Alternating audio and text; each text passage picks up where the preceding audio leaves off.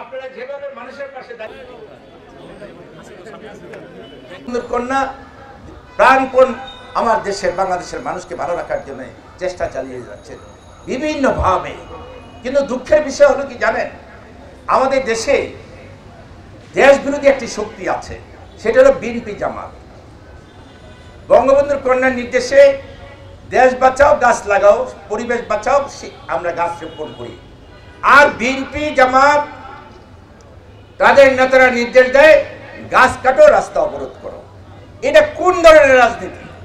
একটি দেশকে ধ্বংস করার জন্য, একটি দেশের মানুষকে কষ্টে রাখার জন্য তারা সারা বাংলাদেশে বিভিন্ন আন্দোলন সংগ্রামের নামে অসংখ্য গাছপালা কেটে দিয়েছে। নিশ্চয়ই আপনাদের সেটা অজানা নয়। সেখানে একটি গাছ বড় হতে কত সময় লাগে আপনারা চিন্তা করে দেখুন। তা আসুন, বিএনপি জামাতের এই ষড়যন্ত্র থেকে, দেশ থেকে ধ্বংস করার ষড়যন্ত্র থেকে আমরা নিজেরা সচেষ্ট থাকি।